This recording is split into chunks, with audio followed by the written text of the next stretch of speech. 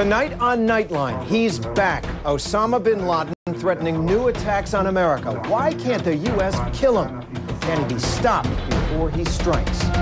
America goes broke. Why millions of families could soon be forced into bankruptcy by their credit card bills. And why it could get even worse. And the artist within, the class clown of Congress who went to prison for corruption and still found a whole new way to make money.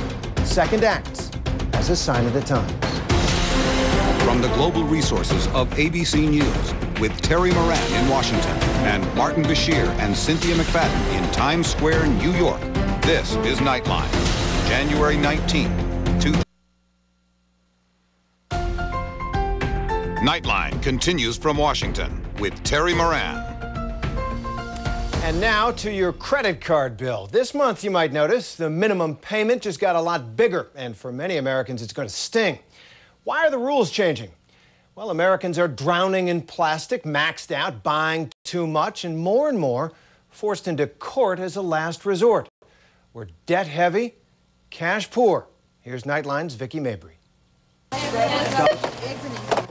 They're the sounds that drive the American economy. But to Judge John Ninfo, they're also the sounds of a crisis in the making. Well, I'm not a sociologist and I'm not an academic. I'm just a bankruptcy judge from upstate New York who sees what I see in and around the system every day. But clearly we live in this competitive, consumptive society where people are bombarded with advertising that tells them that they can have anything that they want, that they're entitled to. Well, how did it go in there today? Well, you saw it. What did you think? Remember I told you? It's chaos. No, We're not allowed to shoot inside Judge Ninfo's courtroom in Rochester, New York, but he's more than willing to talk about what goes on in there. Are you seeing credit card debt? Is that why most people have come in? Yes. I mean, there's no question that from my perspective, from what I see every day, it is the consumer credit that has resulted in the skyrocketed filings. There's no question about it.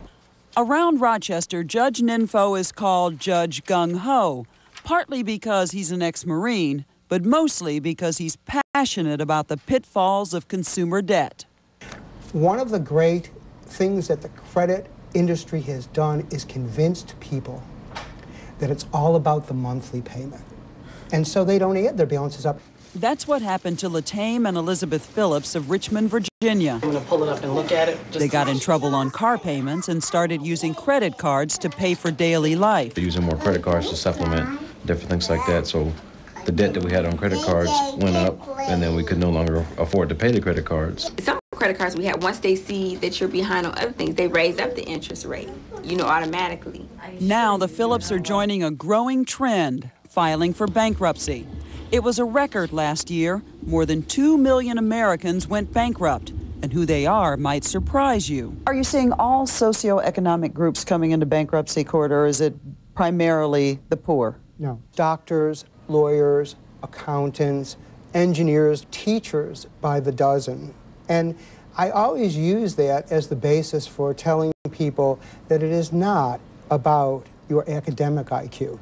It is about your financial IQ, and the two are not the same. What are your rules for things that should be paid for in cash and things that should be paid for with credit cards? Well, the rule that I like to use is if it's $10 or $20, pay cash for it. If you can eat it or drink it, pay cash for it. And the best example of that is reported in the Wall Street Journal. When McDonald's started to allow people to use credit cards instead of pay cash, the average sale went from $4.75 to $7. Need I say more? It was painless. People bought more. Right. Wasn't their money.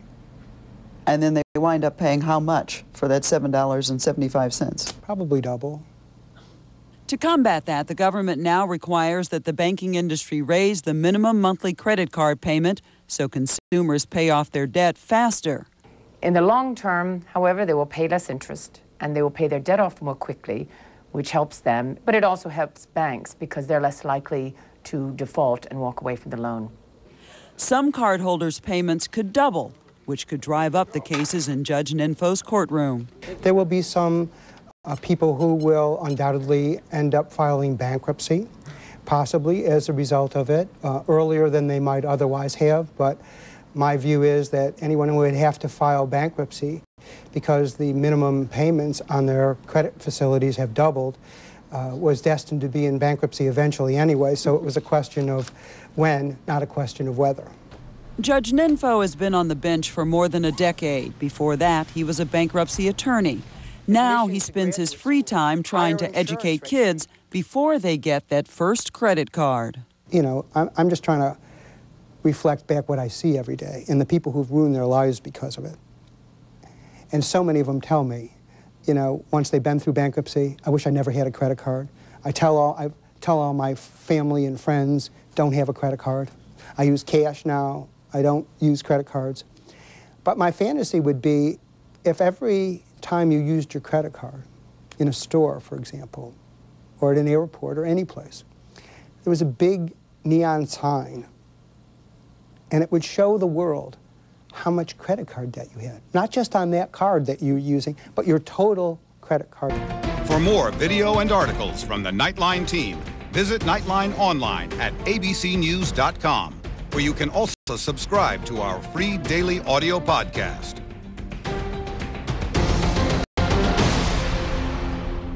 ABC News.